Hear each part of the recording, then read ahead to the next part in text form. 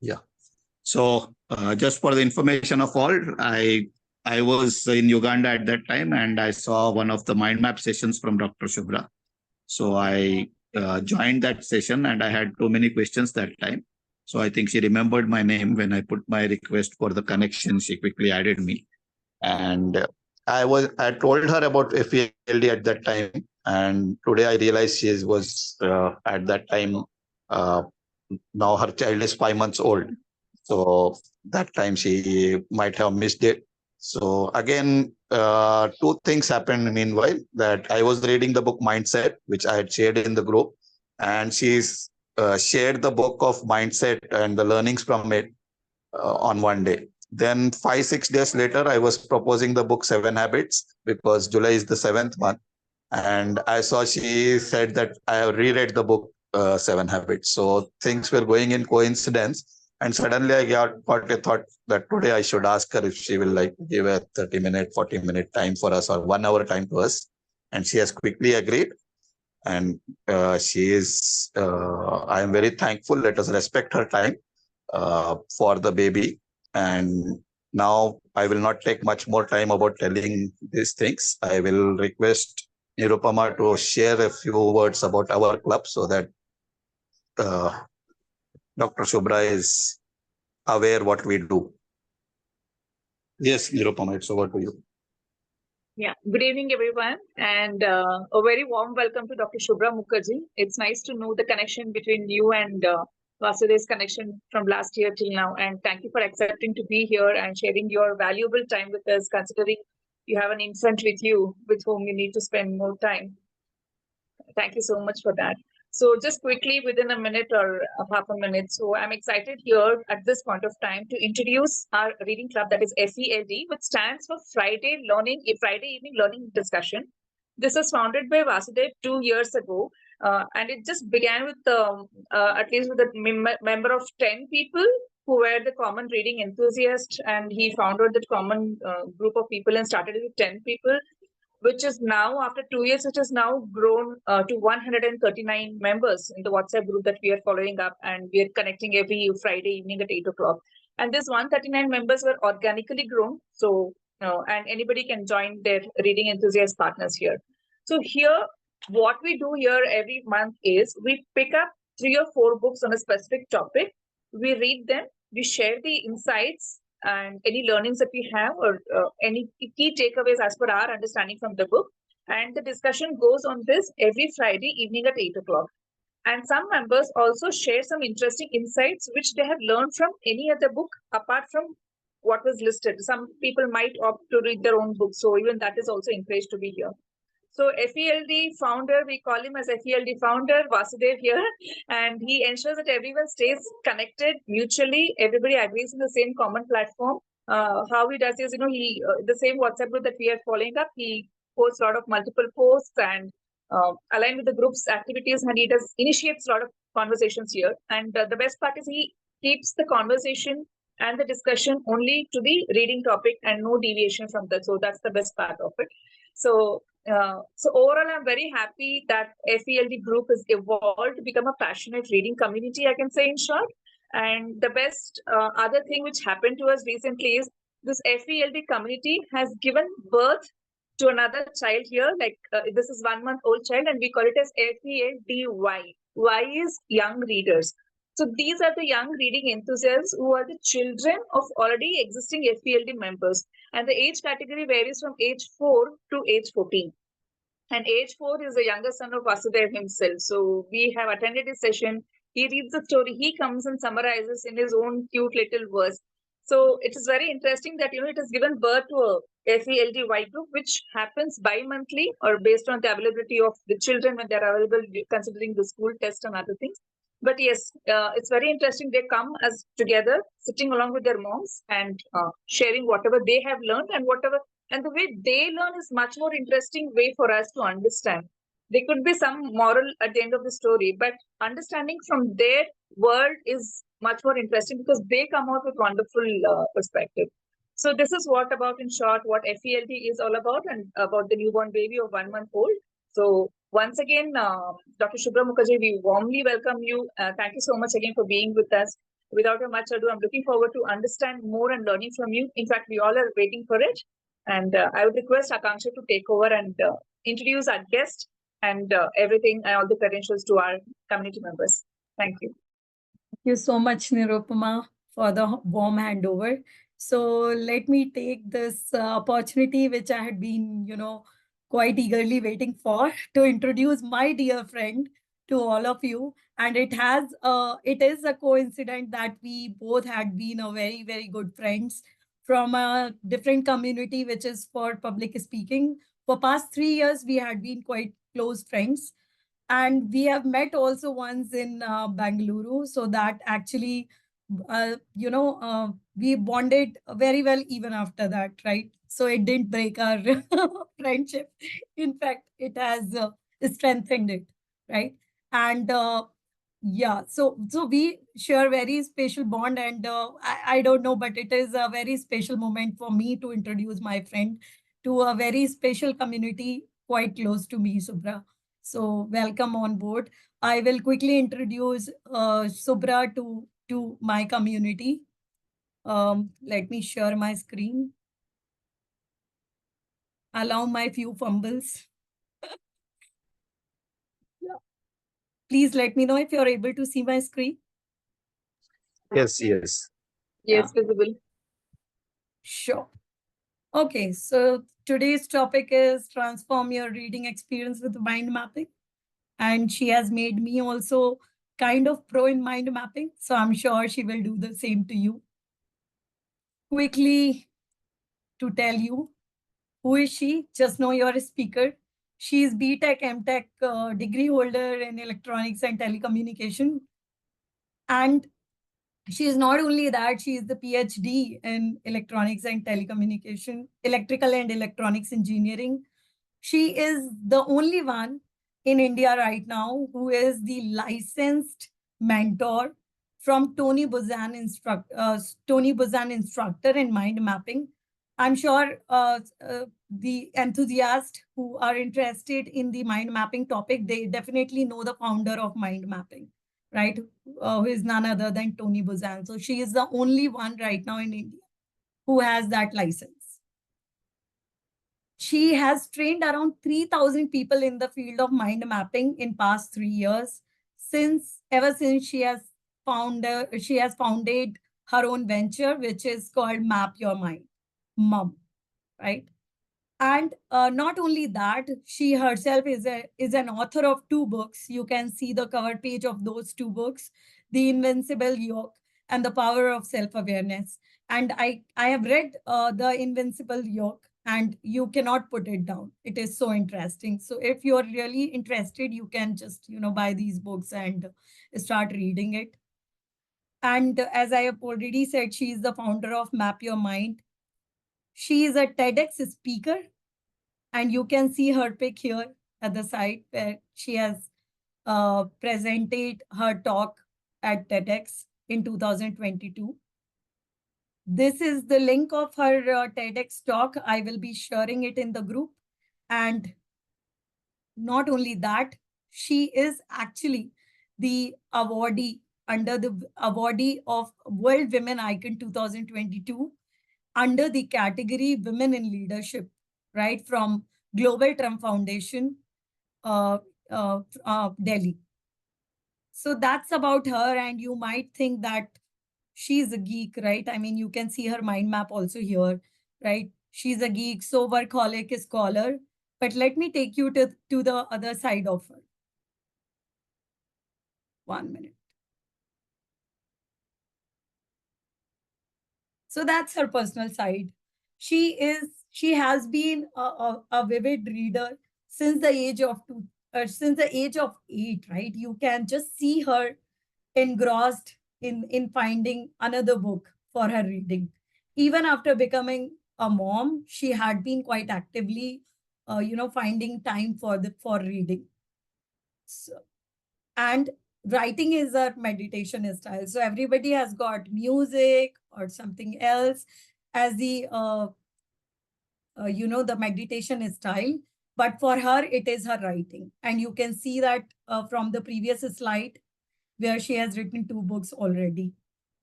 She is an avid nature admirer, and yes, she plays songs for her plants, and that is her green time with them, right? Like how we have me time, we time. That's her green time with them. And she loves human connections, and that's how we have met, and we have been quite a thick friends. Apart from that, she has little weird hobbies as well, like decluttering, traveling, collecting pebbles, balancing stones. That shows that she has kept her inner child alive. She is a loving wife and a super mommy to a 5-year-old girl. You can see the pictures which are quite relevant to the slide. So I won't take a lot of time, and I will quickly hand over to my dear friend Subra. Over to you. Thank you so much. Thank you so much, Akanksha. And I'm humbled by the way you have introduced me.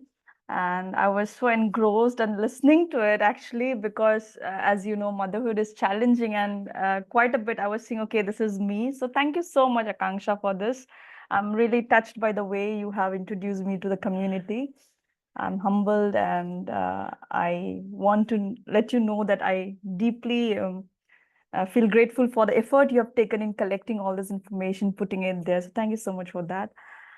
Thank you, Vasudev ji, for inviting me in the first place. And I could not join the community or be there because, as you all know, the reason. And it's so great to know that universe was conspiring in a way, because one after the other we were almost reading the same books, the Mindset by Carol Dweck, or you're rereading the 7 Habits of Highly Effective People. And like you all, I'm also so much into reading. I love reading. So there is no point in saying that, okay, why we must read, because that is why we are here, because we love reading. And it's a privilege to be in between so many readers, people who would go, there are so many people in the world who would go out and party on a Friday night, and we are here, in a reading club on a Friday evening. So what a better privilege than this, what a better opportunity than this. So thank you so much, Vasudev ji. And thank you, Nirupama, for beautifully explaining about the club to me, and maybe to the new members or someone. And I love the idea of your 1-month-old child, where children come up and they summarize. And, it's such a wonderful way to start this beautiful habit right at this stage, where at an age when they reach like us, we don't even have to tell them. They will be already, it has so many mental benefits, mental health benefits, emotional benefits, social benefits. So in an age where parents are so worried about their children hooking onto the screen, here we have a community where they are promoting book reading for children. So that's amazing. So once again, I would say that I'm privileged and honored to be here. And yes, without taking much of your time, I would like to share my experience and whatever I can in the field of mind mapping and reading, putting these two together, how we can enhance our reading experience. So I'll be sharing a little bit about that in the coming 40-45 minutes. Akanksha, am I given the share permission? Yeah. You should be Okay. able to share, Subra. Just try. Okay. Yeah. So can you see my screen? Okay. So I haven't made any slides or as such. I'll be sharing my mind maps with you, some hand-drawn and some raw mind maps, some software mind maps, and I'll try to give you an overview of how it's not about just transforming, but sometimes, though we say we know as adults reading is a great skill, or reading is a great habit, but still time and again there in the hustles and bustles of life, we do I won't say forget, but it's difficult to find time. Things are challenging at times, and we really don't find time to read books and all. So how we can make the reading experience into so joyful that, okay, even if it's 5 minutes a day, let's just read something today. So my idea will be just to promote that by the end, so that, okay, even on a busiest of busy day, okay, why not just make a mind map of this one topic, so that, yeah, I can tell myself I have read something today. So yes, let's start with the overview. can you see the screen? And please let me know if it is, the font and everything is visible. Okay. So the overview is more or less, we'll start with, of course, why mind mapping. I'll not go into in-depth of what is mind mapping, because that is not the topic today. The topic today, or the focus today, will be completely on reading books and how to enhance the experience of reading book, how to transform into a very joyful activity, so that even in the busiest of day, we don't miss out on reading. So we'll explore that, why mind mapping, the benefits, which I'm sure almost all of you know, but then in life, though we know a lot of things, it's always good to get a friendly reminder and nudge here and there, so that that urge does not die. And we all know that our brain is very good at pushing all those tough things or boring things. Sometimes our brain always wants to go into the comfort zone. It's Friday, let's skip this meeting. It's Friday, let's do that. So something like that. So how to not fall into that trap by using the power of mind mapping. We'll see how to start a mind map for a book. I'll actually show you 3 or 4 examples of what are the key elements that you can include in your mind maps when you read a book. And I'll show my own mind maps to you. And finally, we'll wrap up with question and answers, where I'll be answering any questions that you might have. And yes, so let's begin. So I won't be talking about me, because I think it's not at all needed, because Akanksha has beautifully given that. So let's directly start with what is a mind map. But before that, in case if you need 30 seconds or something to just, have a pen and paper in front of you. If you don't have, you can just get a pen and paper. Even as you don't need to have some 3-4 color pens if you don't have right now, just a single pen or pencil, and and post-it note also would do, or maybe A4 size paper.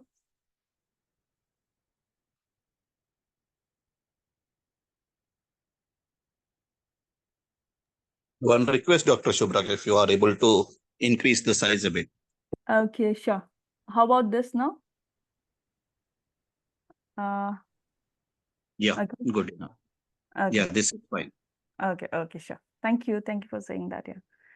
Okay, so while you jot down your pen, paper and all, let me just narrate a story to you, or what we call the brain and library analogy. Maybe you have heard about it before. In case you haven't heard about it, I'll be narrating this. So imagine that, okay, let me put it this way. Imagine that I am the chief librarian, okay, and of the world's best library, where you will find the best of best books in the world. And I, as the chief librarian, I feel very proud that, okay, my library consists of these books which cannot be found anywhere else. So I'm sitting over a lot of information, right? And imagine that one of you, let's say Akanksha or Nirupama, you walk into my library and you ask me, okay, Subra, can you hand me over this and this book of this genre, something like that. And what I do to you in return is, instead of handing over the book to you or showing you where it is, what I do is I show you a corner of the room in the library where all the books are just stacked, or just piled up like a mess. And I tell you, why don't you go there and search it? So now only 2 outcomes can happen in this situation. One, by just merely at the sight of this mess, you would say, I don't need this book, let me just step out, and you give up. The next, you go there, you keep searching, and maybe you will find out that book, but in the process, you will waste a lot of time and your energy. So it's mere wastage of time and productivity in finding a book which could have been easily found had the chief librarian properly indexed and organized it. So the same happens with our brain. Every single moment of our life, we are taking in a lot of information, whether it's through this, we heard what Akanksha said, we heard what Nirupama said, we heard what Vasudevji was saying, or even right now, every single moment, we are touching a pen, paper, when we are walking down the street, we are looking at a flower, we are seeing the cars going by. So our brain is constantly taking inputs. And what is happening in the process is, brain will not know which input is important to us, which is not important to us, unless we make a way of telling the brain. For brain, every information is same. So there's this information overload, and when we are not organizing it and indexing it properly, it will just be just like that library, though the library might have a lot of books, the best of best books in the world, but because it is not organized properly, at a time when a person is requiring, it cannot give the book. Okay, the librarian cannot hand over the book. Similarly with us, I'm sure many of us here might have faced a situation where there are times that we remember something and again we don't remember also. We say it's there, but it's not just clicking right now. Or we say, I have read this book, but I don't remember anything else other than the name of the author. Or sometimes and there are people on the other side who say, okay, these people have such a good presence of mind. So presence of mind, in my perspective, especially when I see mind maps and all, what I believe is it's just that these people who we say has very good presence of mind, it's nothing but just that they have the ability to, retrieve information from their brain just like this. They know what is where what is there. Okay, and it is not that they are doing it and doing some technique and all, but the only thing is that they are organizing the information in a manner in their brain that the brain automatically responds to situation like this. Okay, so the brain and the library metaphor, it is about that our brain is having a lot of information, and it is our duty, I would say, that if we want to perform well, if we want to leverage that information, if we want to use that information for ourselves and for others, then we have to index it, organize it in a way that we can use it whenever we want.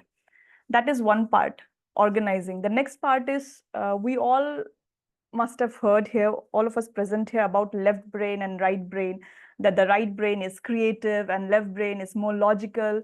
And we think that right brain people are, more artistic, creative, and then the left brain people are those lawyer kind of people, mathematicians, those steel personality, will be very good with numbers. So we think in that way. But if you just take a moment and just understand this, that, or maybe you already understand this, that in order to excel in any field, and particularly in an era like this where AI is just taking over everything, you have to be creative.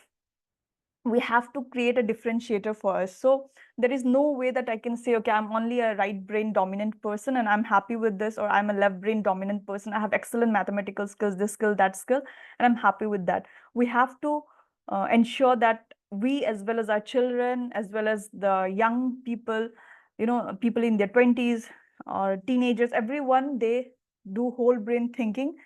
Just, it's no more a choice. I would say it is more like, in order to thrive, we have to do whole brain thinking, no matter whatever profession we are. And mind map promotes that whole brain thinking. So, and I call mind map, Tony Buzan, the inventor of mind map, would call mind map as the Swiss Army knife of brain. And I have given it a name, that your personal search engine, because the more you use mind maps in your daily life, the more it feels like, okay, anything somebody asks and you think, okay, you just remember, just like how we remember photographs, you remember your mind map, and that connection comes to your mind and you say the answer, or you just, okay, the complete string of thoughts come to your mind. So it's like your personal search engine. Okay, so this is a very brief thing about mind mapping. I'll not be going to very detailed things. Maybe for that we can have some other session or something like that, but because it's about books, so let's come back to the actual topic, that is book. But before that, in case if you have a pen and paper with you, I would like you to just, roughly draw this. I call this is a typical how a mind map would look like. And maybe you can enhance this map later on, but let me just explain to you what is this map about. We call this map as the 4W mind mapping, where before starting any skill or any training, or we can do this for kids as well, we ask ourselves the 4Ws, that why do I want to do this? For example, reading a book. Now, just because my friend suggested, I cannot go and read a book. But if my friend, I know that this friend will suggest me only books that are truly helpful for my career or my personal growth, then I will go and read that book.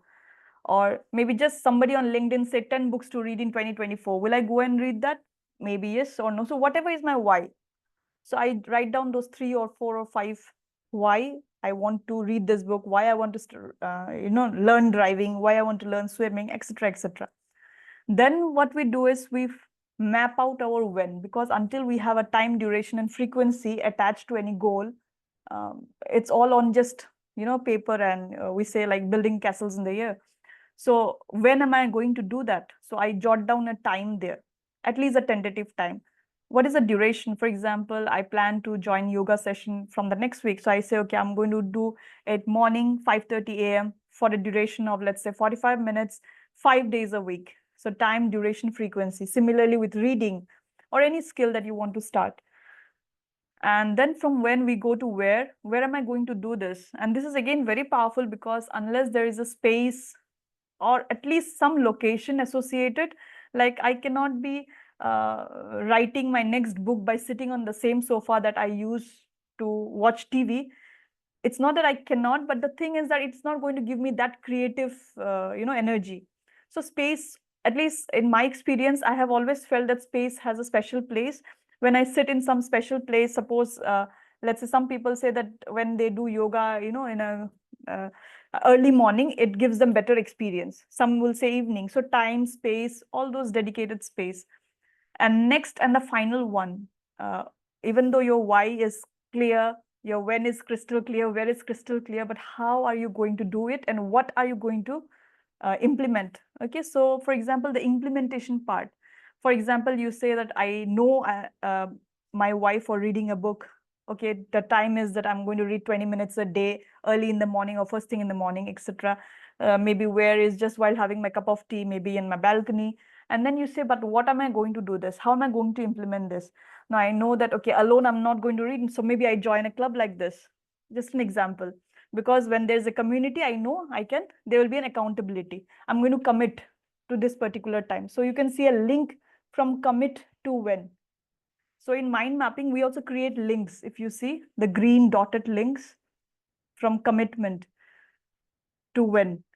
And maybe peer share that, okay, I will have one accountability partner who will ask me that, okay, we both of us are going to read half of this book, and we will discuss at the end of the week. So something like that. Or maybe I'll join a gym, or maybe I'll something, what kind of practice you will do. Maybe I'll practice 10 minutes a day.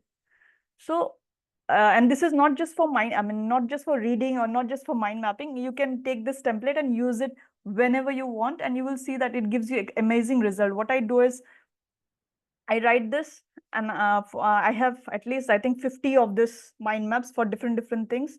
And for whichever duration, for let's say for 3 months, this is the thing I'm going to do. I just put it on the wall and I see it every day, and I know, okay, I'm doing it. On days when I'm not able to do it, at least I have an accountability. Today I have not done. So it's always very helpful. So I invite you all that maybe after this session, or maybe on this coming Saturday, Sunday, you sit down, and whatever skill it is that you are going to do in the next 30, 40, 50 days, 90 days, you can just, plan out and map out this, and you'll see it's amazing. It'll give you amazing result. And for book reading, definitely you can do this. I do it all the time. Even when I read the 7 Habits of Highly Effective People second time, I was very clear that why I want to reread it. And I finished it in 3 days. Now it's a huge book, those of you who have read it. And this time I made a very small mind map. Last time I made a big mind map. So you can always do that. So yes, mind map, we have just, through the example, we have seen what is a mind map and how we can use it in very simple thing like gaining clarity of why we want to do a particular thing. There is a big myth around that mind map is only for students or academicians. And I would say that it is a myth, because it is definitely not only for them, it is just for everyone.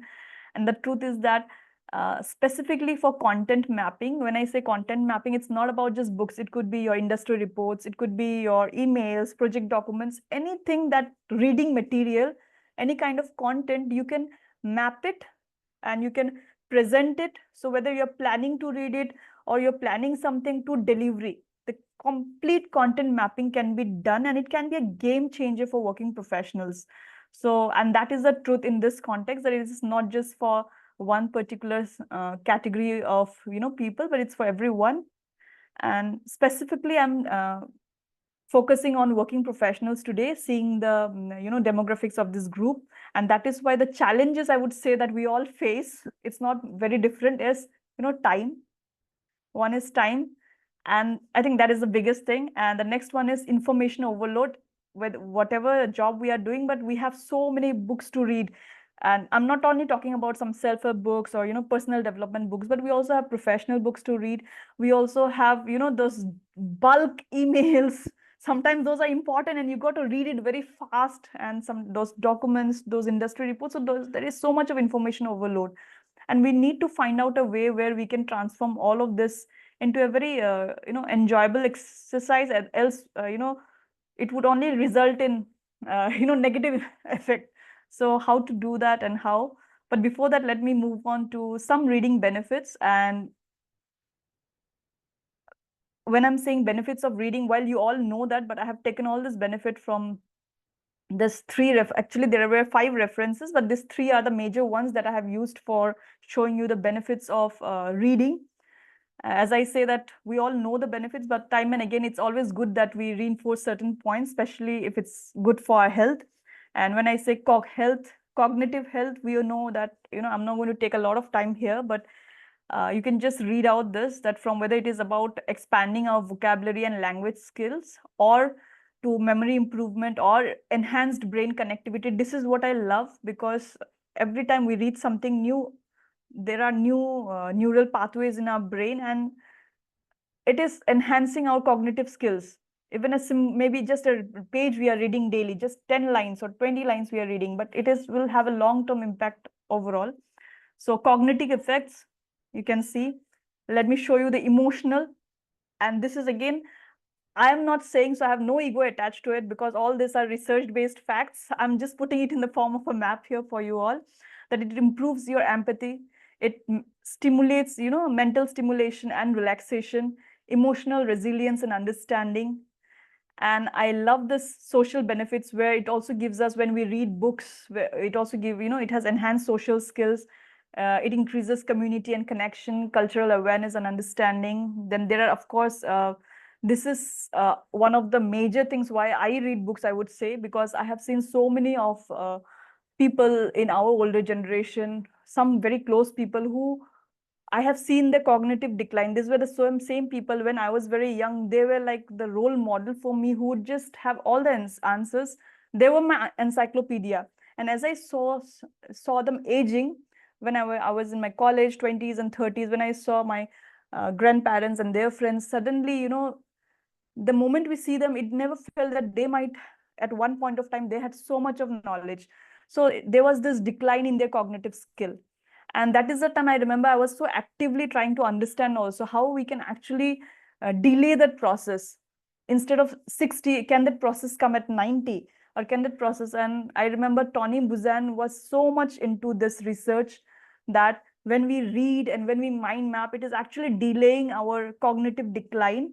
And while many others in the world would say that as we get older, our creativity declines, our memory power declines, Tony Buzan, the inventor of mind map, was completely speaking opposite to that. He said, the older, the wiser.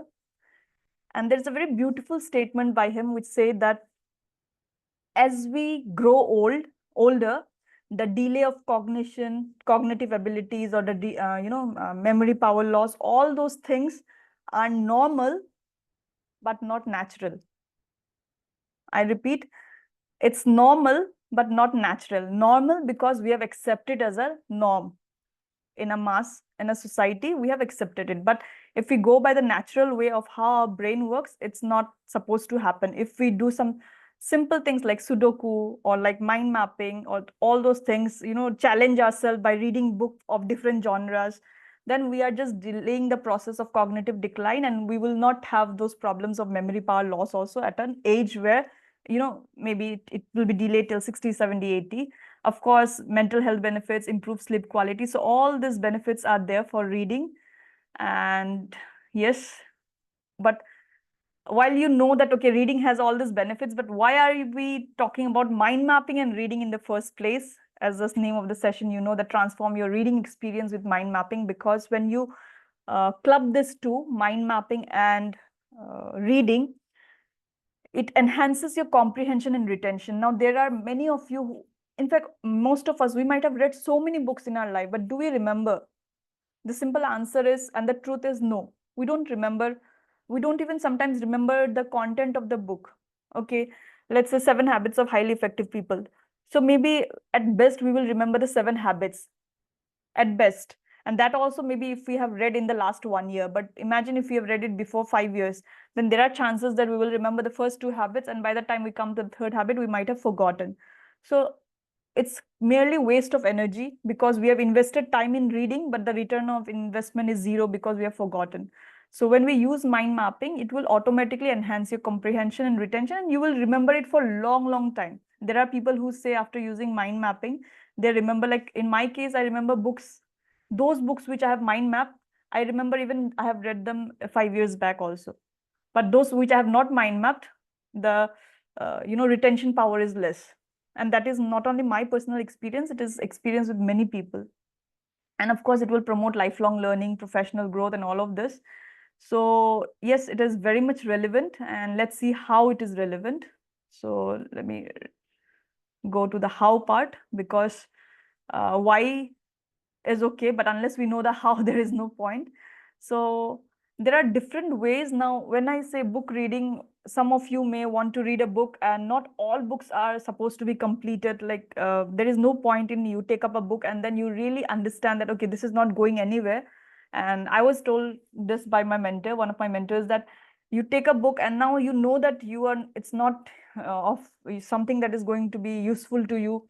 You don't like the book, you don't feel like reading it, still just because you know you have to read it, you have to complete it. At times that is okay, but not always. For working professionals, that could be even waste of time. So it's okay if you say that, okay, these are the 3 topics that I love from this book, so I'll make a mind map of only these 3 topics. And the rest of the book, I just flip through and I see, okay, I have understood about 10% or 20% of it, but these 3 things are my major takeaways, and let me just remember this, and that's fine. Whereas there are people who would say, okay, out of the entire book, maybe I'll make chapter-wise mind map, part-wise mind map. Some will say mega mind map. So there are different ways of how you can do it. So let me show you. So one is, of course, I'll be showing you the steps. One is chapter-wise mind map, which is basically specifically for, I suggest this for students because, they need to do this. They cannot skip this. For them, it is very useful that they prepare a chapter-wise mind map. Whereas for us, when we do, for example, I'm reading this book by Carol Dweck. Now, I would not want to make a chapter-wise mind map of that book because it's not relevant to me. What I would do is I would make a mega mind map, a book summary after reading the entire book. So that can be done. There are other books which I would like to make a part-wise mind map. For example, Ikigai. There was a specific part that I want to make a mind map of it. And plus, I made a mega mind map also. So it depends like what type of mind maps you want. So let us see one by one. So let me first show you the steps. Now, this is a very generic mind map. And if I'm sure the session is getting recorded, so you can look at this mind map later on also. But let me just explain to you right now that what we do is this format of reading a book is called intelligent reading. If you attend any of the speed reading courses also, they will teach you the same thing. Okay, so we were taught this kind of book reading, or which we call intelligent reading, during my session with my mentor in mind mapping. We did a full course in mind mapping so that I could become the instructor, a licensed instructor. So there I learned about this. And what we say is that we do not start reading the book just the moment you get it. Take the book, take 5 minutes, glance through it, look at the content page, maybe look at the backside of the book where some blurb is written. Just, it's more like a friendship with the book, warm up type. Okay. Now, once you know what the book is about and you say, okay, this is something I can read and go ahead, then plan mentally that if I want to make a mind map of this book, then what will be the central image? Like if it's about habits, what will be the central image? Whatever book, or suppose you are not someone a very artistic kind, so maybe you can just write down the name of the book at the center of the page. Okay, let's say Ikigai or whatever, just at the center of the page you make write the name of the book in bold letters. That's it. And then what you do is, this is now, till now you have not started mind mapping. This is just, you are all doing it mentally. Okay, this is going to be my central image. Am I going to use some colors, pens and all? Because when we use colors, it's like you are actively involving your brain in the process. So you'll remember for longer duration. So what kind of branches am I going to put? Suppose you flip through the book and you say, okay, this book has some 200, 300 pages. let's say 14 chapters, but if I see this 14 chapters can be broadly divided into 4 parts, so something of that sort, mental preparation. After all of that, now you become more friendly or friendlier with the book. Now you start reading. Now, when you read, we say that do not read for more than 20-25 minutes at a stretch, unless it's those thriller novels or something. That's a different case. Okay, where you just cannot put down, that's a different case, and you may not want to make a mind map out of it, but I'm talking about the other kind of books. So there, where you need to put a lot of attention and focus, you read for 20 to 25 minutes and then stop, then make a speed map. Now, when I say speed map is something like this only, but you don't worry so much about the rules and regulations of a mind map where you have to put a color and all of that, but just ensure that it is in a radial diagram, just like the one I'm showing you right now. Instead of putting a bullet and all, just make a radial diagram and jot down all the points that you have read in the 20-25 minutes. If needed, open the book again and see. Okay, and here the focus should be on the content, on the context, and pay attention to what the author is trying to say or whatever the topic is. And we should not worry about the structure. If you see here that when you are doing the speed map, don't worry about the structure, color, ordering, images. No, those are all for later. Just fast, maybe 5 minutes, you put a timer and you just map out all your thoughts.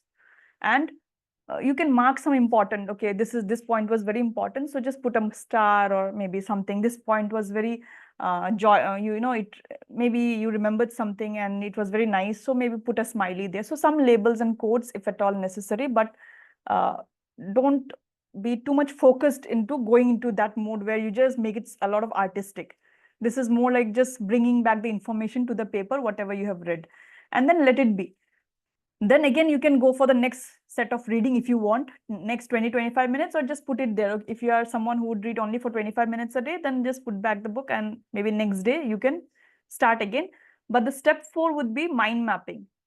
If you have completed at least 1 chapter or 2 chapter, next you make a mind map where you actually put a branch, how you are seeing that, okay, chapter 1 was this, chapter 2 was this, whatever, you make a proper mind map of it. And advice is that you make the mind map on the same day as of the speed map. But there are many instances when I have made it like at night, I read the book and only I made it the next afternoon, and still most of the information, I won't say most, but it was 90% of the information was retained. Okay, so if possible, same day, if not, of course, the next day. And the most important of all the steps, I would say, that has worked wonders for me and many of the students is revision. Is that once the mind map is complete, maybe at least once in the next week, just once in the next week for 1 day, you look at it for 5 to 10 minutes. Then after a few days, let's say again after 15 days and after 1 month or 2 months, when you do this 3 times, you have repeated 3 times, and 3 is a magic number. Okay, and there is a big research about this also, why it should be 3. When you put it and do this spaced revision 3 times in your brain will automatically, trigger a kind of thing that, okay, this is very important. That is why this person has repeated it 3 times. Now you look at that mind map after 5 years and you are given just 5 minutes and you have to present that book to your audience, let's say 100 of people. And I'm assuring you, you will be able to do it flawlessly, effortlessly, because your brain already has all those indexing, everything is there, connection, string of thoughts. Only the picture is enough. Just like how we look at a old photograph and we say, okay, it was clicked on that day, and just before the photograph I had a quarrel with my mom and the photo did not come nicely, I was not smiling. So all those thoughts will come alive just by the image of, by when your eyes look at that image. So same thing should happen with a mind map. If you have revised it at least 3 times at a specific interval, not that today, tomorrow and day after. That space should be such like week, then days, at least fortnight, and then month. So this is the 5-step method to mind map any book or any reading material that you can try it, and this template is available to you right now. Next, let's go to, let's say I was saying that you can make a chapter map, you can make a lot of different kinds of map. Okay, so let me show you an example now. Now there is a book called Memory Unlimited. Okay, so in that Memory Unlimited, there is a one of my favorite chapters is 4 things to eliminate conflict and create peace. You can see at the center, 4 things to eliminate conflict and create peace. Okay, so that was, I think I read this book long back, some 3 years back. So that time I made a hand-drawn mind map out of it. And then after 1 year, I created this software template also so that it stays with me. And if you see in this book, in this chapter, they have spoken about controlling, multitasking, why it is so important to have self-knowledge if we want to create peace with ourselves, why we should stop worrying, and control, stop self-hatred, stop negative self-talk and beliefs, start focusing. And multitasking is equal to drugs to the brain. If you see, it will destroy your peace and concentration. It will make you make more mistakes. It will lessen your focus, creativity, and productivity. So as I'm saying, I have read these books at least 3 to 4 years back, 4 years back in 2020, I remember now. Okay, and it's a chapter I made then, but I don't need to go back to the book time and again. I can explain this to you because I have mind mapped it. Okay, so this is one way of making a mind map of some chapters that really interest you, and you can just leave out the remaining chapters, and even then you will retain most of the information from the book. So this is an example of a chapter mind map. Let me show you. Yeah, this is again just one topic, not even a chapter. So there is this book called Ikigai, and the authors have written a second part to that book, the Ikigai journey. So in that book, recently, there is this, if you see the date, it is 15/11. So this is, I think I have read, yeah, 15th of November last year. Okay, so it's written that mind map of awaken the child from the slumber. So it talks about childhood dreams and all. So that one I have made the mind map like this. And you see that though there is a mind map, I'm also writing some points here so that I don't forget 3 dreams that you have not fulfilled. Ask yourself how you can achieve those dreams, from imagination to reality. Make note. So whatever I have read from that, some 5-6 pages, and I felt it was so interesting, I should make a mind map of it. So I made a mind map of it. So this also you can do, not necessary that you follow all the steps. That complete 5-step process is when you are sure that you want to mind map the entire book. But sometimes we may not want to mind map the entire book. We may just have, and not necessary that you have to have 3-4 color pens. Maybe just you have a red and black pen, even that is fine. So you just, you have a post-it note, or you just have a small paper in front of you, and you love the experience of reading, just make it. And now you see this, it's wonderful, right? Even I think any one of you here, though you might not have, you may have read the book, but in case, even if you have not read the book, but by seeing this, it is understood what is there. It talks about 3 dreams that you have not yet fulfilled, your childhood dreams, and dream 1, dream 2, dream 3, how you will do, when you will do, and what action you will do. Only these 3 things. And it's so interesting. And you can talk so much about it. In case if you have read the book, you can immediately, your brain will produce all those strings of information for you. So this is again an example of how you can just mind map a small topic. And now comes the main thing. Suppose, imagine that you want to create a mega summary of the book. Okay, so in case you are interested, and this is particularly important even if you are reading some personal development books for your career, or maybe you are giving some exams, whatever it is, what we do is we write about the author. This is a template again. You can use this template for any n number of books. So we write about the author, and what I prefer is I would do a little bit of research about the author. This is my style, but you can skip this. What I would do is now it is even easier because you have AI integrated with your WhatsApp, you have ChatGPT, so it's even easier that you just go and you ask about this author and they will give you all those information. But in any case, you can do this. Then we write what is the context about the book, in what context the book is written. Now, for me, the most important part is the purpose, that the book, what is the author's purpose of writing the book? For example, if you talk about Atomic Habits, what is the author's purpose? He writes that how, though he had broken his leg, he could not play in the school team, and he had a year gap. And then even in spite of all those setbacks in his life at such an early age, how he came back, all because he had those regimental habits. He had to make things happen on an autopilot until he kept on, practicing certain, and he discussed all of that in the first chapter of the book. So that is the author's point of view.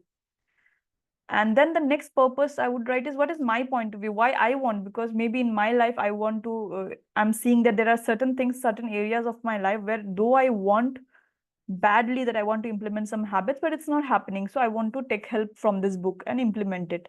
So that is my point of view. So I write both the author's purpose and my purpose. So maybe just one line or one word also is fine, but we write that. And then we divide, okay, how many chapters or parts are there? Maybe we can write down the names of the chapters also or parts also. Then we write down just 5 to 7 takeaways, because if we are writing like 14 takeaways, 18 takeaways, there is no takeaway. It's as good as, I remember my teacher telling me once, when you highlight everything in a chapter, it means that nothing is important. You have to learn how to highlight only the important things. So I remember my science teacher telling me this long back in class 8 or something, when I highlighted an entire page because I felt everything was important. So yes, we write down around 5 to 7 takeaways from the book, and then the learnings, because all of this is about the author, the chapter, even the takeaways are from the author's point of view, like whatever the author has written, from there whatever I have understood. But we when go a step ahead, especially if it is a book that we want to remember for a long time or lifetime, that did the book make me remember any of my old habits, or maybe some experience, some action items that I would like to implement in my life, some stories, some personal, so anything that comes to my mind after reading the book, I just jot down here. And additional material, maybe you read a book and then you say, okay, this book is interesting, you read a book on emotional intelligence, let's say, and then you now want to read so many other books by the same author. So you write down all of those links. If you're using a software, you can even add all those links here. And this mind map becomes your permanent, go-to place, that anytime you want to read about emotional intelligence, you come back to this mind map, you click the link and all the links are there. You can put all the video, all those embedding can be done in any of the softwares in mind map. So this is how you can create a mega summary of the book. So this were the examples, and okay, let me show you quickly. Okay, now this is something I have created. I don't remember. Okay, the date is written here. It's 21st of August, 2022. Okay, so this is a book called The 5 Love Language. And I read it and I told my husband, it's a wonderful book. And he said, you tell me. Okay, he loves reading, but then both of our genres are very different. Okay, so and when he reads something, he will narrate it, and when I read, I narrate it. So then we decided, why not you also mind map and show me? I will also mind map and show you. So that way we'll be practicing also. So I made this instead of going for software. I made this mind map, hand-drawn mind map, because it was about love language. And this is basically this book, The 5 Love Language. It comes for love language between spouse, love language between work area. It comes for children and parents. So different areas of life, but I picked up the one where it was about spouse, life partner. So if you see, I have written about the book, okay, and then I say what are the different lessons the book talks about. Love language 1, 2, 3, 4, 5. And then if you see that I could not write a lot here, so I put a dot and I made as another mind map here, one small mind map with the big mind map. And the book talks that we should be emotionally, we should not be so drained, because if our emotional tank is not full, we cannot give to others. So I have made an emotional tank here. If you see, the person is here in the emotional tank, and the person is filled with love in the emotional tank. So when we are filled with love, we will give love. So something like, so whatever the book is saying, I have put all of that in a mind map. I think it was around 100, not 100, 200 something pages. So, and now once if somebody tells me that, okay, take a session on just 5 love language, it would be so easy for me. Maybe I would need some 5 to 10 minutes just to brush up, look at the mind map, and then I could go and do this. And it's not just me, anyone can do this if they have made a mind map of any book. So this is an example of 200 plus page in just one page. And it consists of most of the information that is important and mentioned in the book. So this is an example. So now this is like a mega mind map. But for example, when I was rereading the 7 habits, just maybe I think 2 weeks back or something, and that time I did not want to make a big mind map. I just wanted only the habits, just the habits, nothing else. And I made this. And if you see, I made this with just one single color pen. Even the coloring I did later. I had a black pen with me and one small paper. I just, okay, habit 1, be proactive. And then what? Habit 2, what? Habit 3, first thing first. Habit 4, win-win. Habit 5, understand, listen actively. Habit 6, synergize. So just the habits and this. So though this map may not contain all the information, but it has all that I need. So it's always, what suits your taste best, what is your requirement, accordingly you can make the mind map. So there is a complete mind map. Maybe I can share this with you later, where I talk, for half an hour, I think 20 to 25 minutes just on one book, that is Ikigai. I would not explain that right away, respecting everyone's time and everything. Okay, but moving forward, and as we come to the concluding part of this session, what are the tips in case you want to start? The same tip that I always say is start simple, use templates initially. Initially, what happens is if we don't have a template, it's almost like we want to do something, but we have no plan ahead. So we can use one of the templates that I have shared. And once you're comfortable, then make your own mind maps and make your own templates. If you are not someone who would like to use software, go for hand-drawn.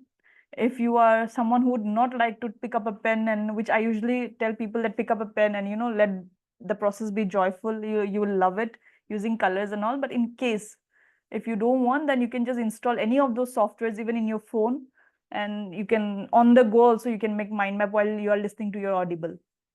Just an example, even that can be done.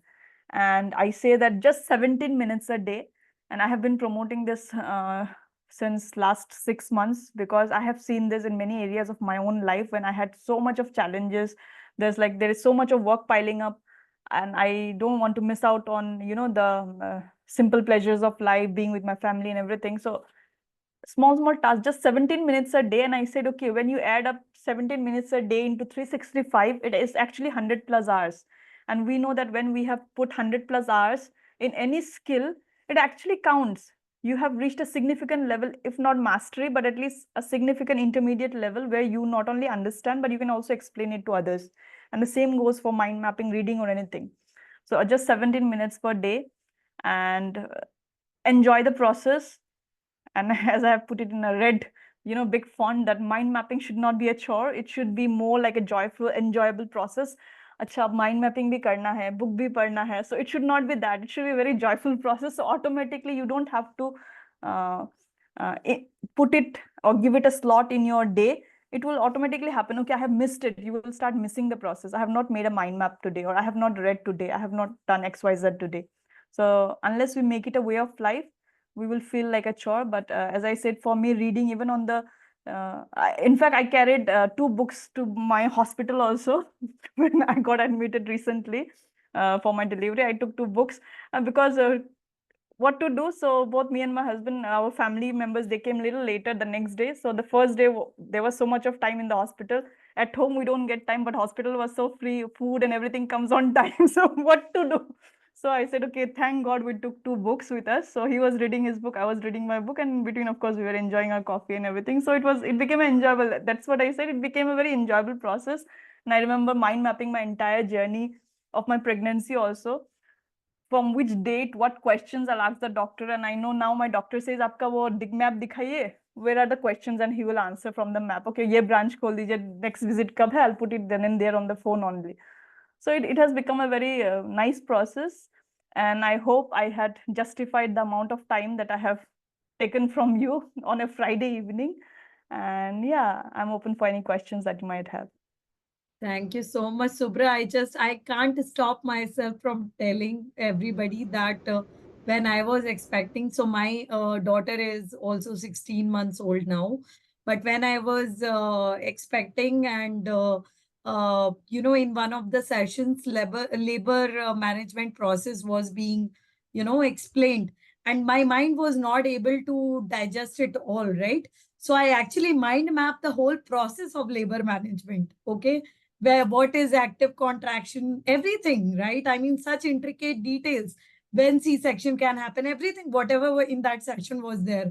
And as a new mom, I actually shared that knowledge. I keep on sharing that knowledge with the new moms as well, and it had been, highly appreciated. I can explain the labor management process to anybody now. That's amazing. Really amazing. Thanks to you. You only taught me the mind mapping. Thank you. Yeah, there's a question in the chat. What was the software used for this mind maps that you have shared? Okay, yeah, I've just answered, Vasudevji. It's right now the one where I have showed maximum things, that was XMind, and I also use MindMeister and Iowa. So I'm using a combination of these three, but today what I used was XMind. Thank you. Any other questions? Okay, could you please show the mind map on Ikigai? So do we have time for that? Vasudevji, Akanksha? Yeah, we are open. We are open for time. We are open. It all depends upon you. Okay, let me just share this. Okay, just give me a moment. I'll open the Ikigai map.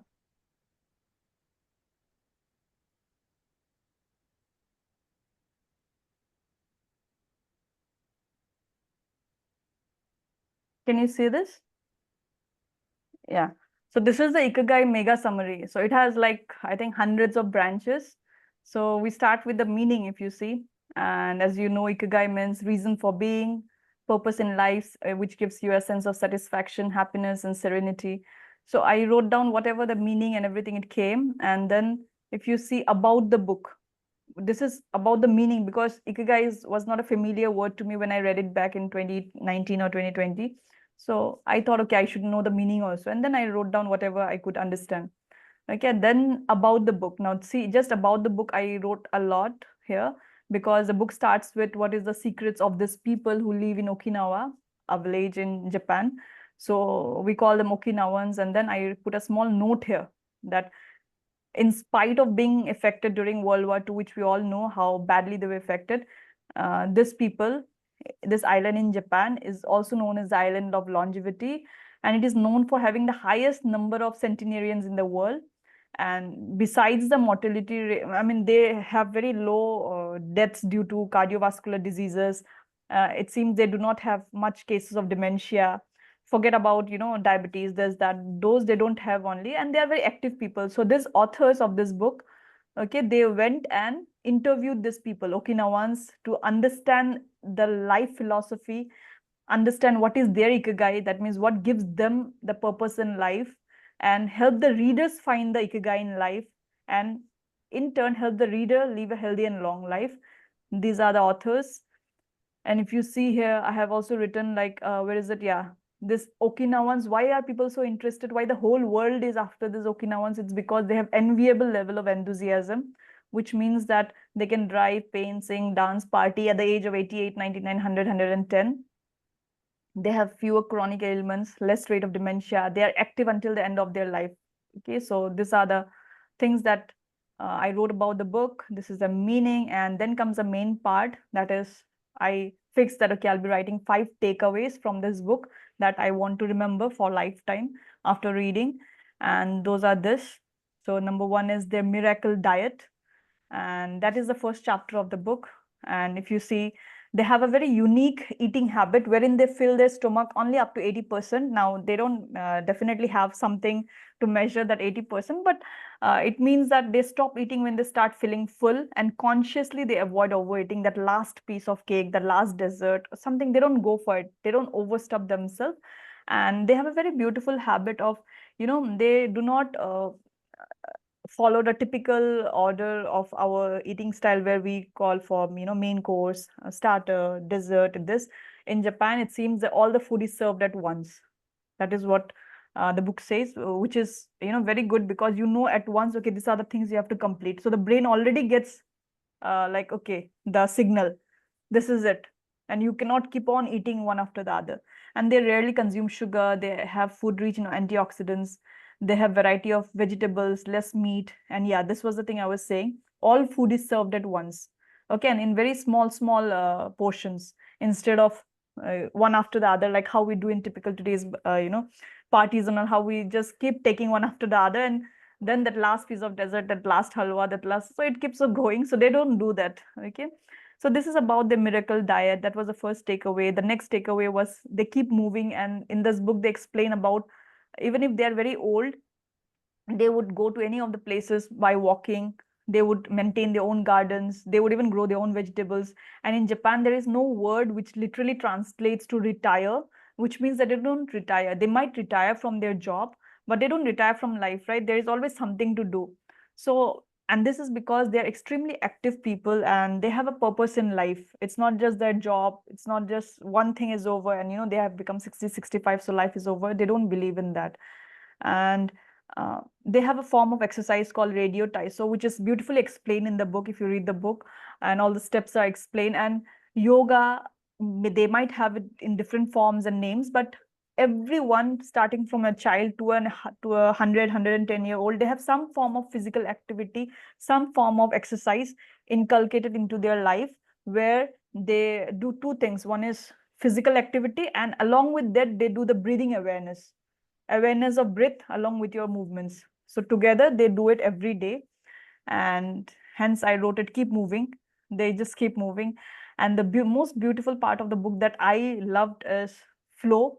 And after this, I even read the book Flow. So here the author talks about flow. And as I said, that when I read books, I just go one step further and I try to understand that the authors, when they're talking about flow, is it their own concept or they are hiring this concept from somewhere? So what I found was it was a concept popularized by somebody else, by this psychologist, Mihai Csikszentmihalyi and G.N. Nakamura. And they have done, I think, Mihai Csikszentmihalyi, he passed away in 2021, I think, or 2020. And if you see his TED Talks, you will be astonished by how much of his life, I think 3 decades or more than that, he has given on just understanding human psychology. And he has discussed about this state of flow where people get so absorbed. When we really love something, we don't care whether we will get money for it or not. We don't care that it is past our lunchtime. We don't care about anything. We just get completely absorbed into that process. So for normal people like us, for professional people, for family people, it may not be possible every time to go into that state automatically, but how we can create those moments. So those also the authors discuss here. So I wrote a little bit about flow, and it is say that when you have something in your life to, when you have at least 1 or 2 things in your life that you really love doing, then it is easy for you to find your ikigai. One thing at a time, do not multitask, and perseverance and consistency helps you in finding your flow. And they talk about clarity in goal setting. When you have very high interest in life, so it sparks joy in whatever you are doing, so automatically you go into the flow state. And I have also added some TED Talk by the founder, as I said, founder of the flow, the process. So if you see, this is the person, and I have added. So anytime I go to this, or if I have to take a complete session on this, I just play this a part of this talks also, which is wonderful. And I would, request you also, in case you have time, over the weekend, just go and type TED Talk and flow. If you put, this name will come out, and you can watch this. So he talks about flow, and then in the 4th part of the book, which is again, it runs for 2-3 chapters, they talk about power of yoga and meditation. And they have this concept called Ichigo Ishie, which is about, this moment exists only now and won't come again. So they put a lot of focus on accepting the moment, whether if it is anything, if it is beyond our control, just let it go and all those. So it's very beautifully explained in this book. Okay, and how when we have this sense of living life non-hurriedly, sometimes just understanding that, okay, this is not in our control, so let's just focus on what we can do and let the results take its own shape, then we automatically go into flow state. And as I say, power of yoga and meditation, this part I'm writing, it is a part of their daily rituals. It is not something they do today and they won't do tomorrow. And as I was just saying to you right now, they do a combination of physical exercise along with awareness of breath, what here we do in the form of yoga. So they also do something like that. Okay, they believe in conscious living. And if you read the book beautifully, they explain how a person, father and son, they are making just, what is the dish, sushi. Okay, they run a restaurant where they are making sushi for several generations, and these are real case studies. And every day morning, they wake up so joyfully that today they are going to serve sushi to their customers. And they have been doing that for the past 20 years. But still, there is so much joy in serving the customer because that is something they love. So all those case studies are there, how Steve Jobs went there and asked that why, how come they do it with such finesse. A lady was making a comb, so she was putting the bristle one by one. So even Steve Jobs was astonished that how come this level of dedication, because they say that we love what we are doing and they go into the flow state. So all those case studies are explained in this part of the book. And as I say, they live an unhurried life, and whether it's about sadness or happiness, they maintain a balance. It means that they are not like pendulum, that some happiness comes and they will just go and party like mad and unnecessarily express happiness a lot, and the same thing, just like a pendulum, it will go on the other end also, where when sadness comes, they will dip themselves or close themselves in a room. It's not like that. They maintain a balance both ways. When they are happy, which is okay. When they are sad, which is okay, but they maintain a balance. Then in the fifth part of the book, again, a very interesting concept, that is, they say going beyond resilience. And they say that the authors here, this was again a very new concept to me, just like flow. I have heard about resilience a lot, that resilience means no matter what happens to us, we will bounce back strong. We say we will not let anything affect us, this, that. But here the author says that why only resilient? Go one step further and become anti-fragile. I have heard the word fragile, but before 2020, before reading this book, I was not aware of this term called anti-fragile. So this picked up my interest, and I started reading about what is anti-fragile and where is this concept coming from. And then I found that this is a concept developed by, maybe you have heard this name, Nassim Nicholas Taleb, and he is the author of, Black Swan and a lot of other books. So the very famous person, but he is a person who has also developed this concept called anti-fragile, which means it is a property of a system that increases its capability to thrive as a result of shocks and noise. Means the moment you give more shock to the system, more challenges to the system, it only gets better and better. So it reminds me of those some maybe in our childhood or somewhere we have seen that if there are some demons, you cut one head and 10 heads will come out. You cut 10 heads and 20 heads will come out. That means the more blow you are giving, it's becoming stronger and stronger. So anti-fragile concept is something like that, that if you see this part of what I have written, if it is visible to you, that resilience means the ability to recover or resist failure and stay strong, while anti-fragility means to get better with every failure, bounce back 10 times stronger, 20 times stronger. And why they're bringing this concept in Ikigai, this book, is because they say that when we are anti-fragile, it is very easy for us to find our Ikigai, or that sense of purpose in life. We will not be easily blown away by just anything and everything that is happening around us. So when we have Ikigai, it aids our resilience and makes us anti-fragile. We are more focused on our goals during challenges, and we don't give up easily. And then I have written a little bit about what is anti-fragile, all those. And then I went a step ahead and I wrote, like, if we want to have Ikigai in life, how do we become, or how do we make ourselves anti-fragile? And the first point that came up during my research was by having more choices. For example, I am a single, let's say that I'm just the one person who is earning in my family, or maybe even if both of us are earning, but we are into a job. So can we have a side hustle? Especially when I see the times are like this, that a cost is increasing, there's so much of inflation and everything. So this is just an example. Can I have a side hustle? Similarly with relationship, am I so dependent only just all the time with my family people? Because even they will feel suffocated at times. But if I go out and make friends, if I have some community, some friendship with a lot of people, what happens? I will not be dumping all my problems to just one person inside the house. I'll be becoming a happier person. So having more choices, pursuing a hobby, taking some sort of calculated risk, community engagements, having bigger circle of people in life. So having more choices makes us anti-fragile. Then removing things that make you fragile. So maybe some habits, if I have some bad habits, I have to remove that so that, it doesn't make me fragile. Some people in our life who may be making us fragile, some some loans or something, some relationships, some fear, some old memories, something that can make me fragile, I have to remove those. And then finally they talk about wabi sabi towards the end of the chapter. I think this is somewhere around chapter 9, where they talk about how to embrace the uncertainty of life, and this concept they call as wabi sabi. There is a book also just on this concept, which I have a different mind map again on just wabi sabi. So it talks about how we should embrace the uncertainties of life. And I remember this beautiful story where they say that, maybe you also know that in Japan, when some crockery or some cups, when it breaks, they do not just throw it. They even they put a golden this thing and they join it so that it remains there. And they say that with every break or something like that, it becomes even more beautiful. So they accept that, okay, this is it, and life is uncertain. So we accept things the way it is. So yes, this is beyond resilience. So if you see, these are the 5 takeaways. Okay, I ran through a little quickly, but then yeah. So this is the Ikigai mega summary I was talking about.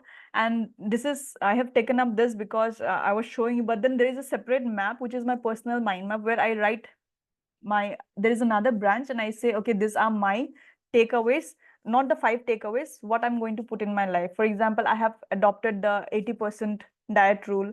And then I remember after reading this book, we almost, it's almost 4 years, we don't have that refined sugar. Of course, we cannot completely do away with sugar, but we don't have refined sugar in our home. So some steps that we have taken. So there is a complete different map.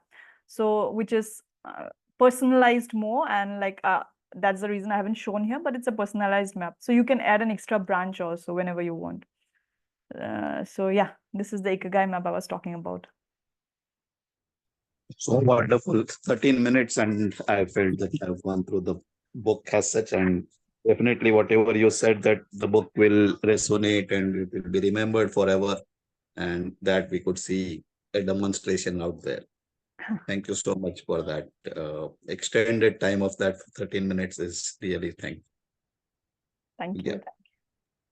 Thank you so much. Really appreciate your time, taking out Thank the you. and you gave it. Thank you so much. Thank And you. you're a treasure. We would love to have more sessions with you. Thank you. Thank you. And actually, I could go on and on, but as you know that I'm a mother to a 5-month-old, so I could, while I was taking the session, I could already hear the that sound, though I'm in a different room. So, but then No, yeah. that's fine, Subra. We don't want to take much of your time, but thank you so much. And apart from all the insights and the knowledge that you've shared, your passion towards it, I think your life is full of mind maps, including the delivery scene, the doctor's thing. I think it's innate to you now. Yeah, we are a Definitely, I family think of more and dream more mappers. feedback about your session would come in our group. I would request Vasudev to forward all those best wishes and all the feedbacks to you, since you don't have much time for us now. Otherwise, I'm sure it's going to flow so many messages. Vasudev, please take a snapshot and send it across to her. I think she needs to attend a baby now. Thank you so much. And one last thing, I must say you are a wonderful, wonderful speaker as well. Oh, thank you so much. Thank you so much. And once again, as I said, universe was conspiring. One is Vasudev ji being in another session, I remember, and then from there we follow up. But then in between, as I said, I was not checking my LinkedIn DMs, and I'm sorry for that. So there was some lag. And then when he said about Akanksha, I was like, okay, Akanksha, I mean, there is no way of saying no to somewhere where I can meet her. We met back in 2021 in Bangalore, and after that, somehow it could not happen. We could not meet again face to face. Of course, we are always connected through calls and messages. So, and being a part of such a vibrant community, I think it is my pleasure to be here. I wish I could spend more time, but as you know, with the challenges, I have to leave. And thank you so much, Vasudev ji, Nirupama, and Akanksha. And thank you everyone for giving me the time and for listening to me on a Friday evening. Yeah, thank you so much. One more thing. I will share a link with Vasudev ji. I think I've shared with Akanksha also. I have a course on Udemy about mind maps. So for the next 5 days, I don't remember, 5 days or 4 days, till 9th of July, it's on offer on Udemy. So the offer link I have shared with Akanksha and Vasudev ji. In case you're interested, and if your mind map shows up that your why is strong, then please go ahead with that. Yeah. Thank you, everyone. Bye-bye. Yeah. Thank you, Dr. Subra. It was wonderful deliberation. I'm also a mind mapper and would definitely connect with you. Thank you. Thank you. Thank you so Thank much, you. Subra. I am sure we can't have enough of you in one session. So we'll meet again, definitely. Sure. Thanks for accepting our invitation and be here. Sure. Thank you. Thank you so much once again. Bye-bye. And yeah, with your permission, I would love to leave now. Yeah. Thank you so much. Yeah. Thank One you. group Thank you photo so and much. we will. Okay, sure. Yeah, who is taking the snap? Someone with the laptop. So that you cover more people. I'm just finding out how to get the view where we all can be there. I have taken that, Vasudev. Okay. Sure, Nikhil. Yeah.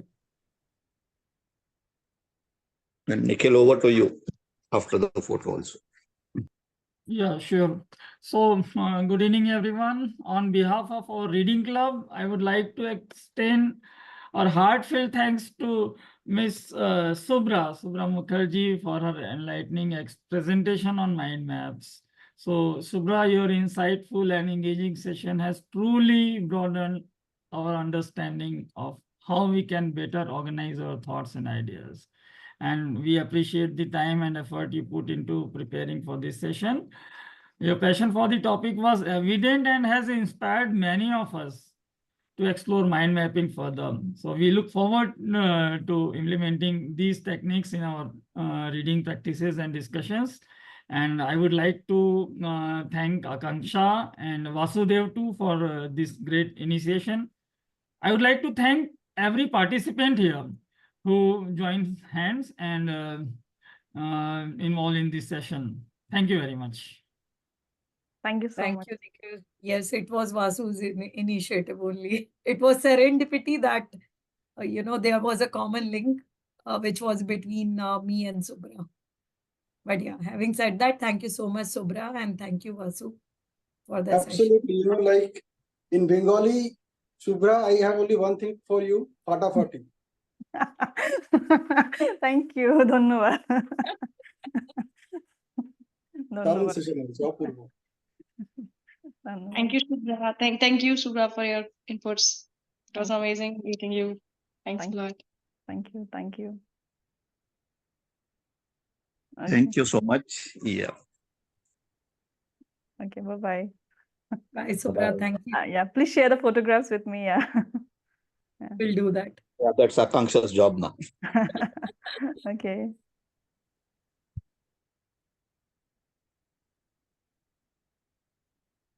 Yep. Yeah, thank you, everyone. It is the greatest attendance ever. And I was a bit hesitant. I was a bit, what you call, dara sa lag raha tha ki if the speaker As is I of heard you always in that harder session. And I put that effort to call certain people out of FELD also was not currently part of FELD, but I said they should not miss, because once you are in FELD, then that friendship will keep on what you call evolving and helping you become better leaders and better person. So whoever I was able to remember, I have taken that freedom to call them, and I think 1 hour is not sufficient. I can say that only Vasu can do it. And if you had not been there, I'm sure FELD would not have been there. Thank you so much for being that thread, Vasu. Yeah. Srinivas Gupta is here. 1 minute, at least you have to tell us something. We have missed you a lot. No, Vasu, I think this is just an amazing, maybe I never expected. I was just thinking it's just one more normal event it's going to happen, but I never knew that, there is magic that is going to rebound, with a lot of energy, a lot of takeaways to take. And this is something not going to end with this just one session. I think it is going to happen, especially today night. I think it is going to come a lot of times in my mind to recollect what I can do, what to apply as the brain and library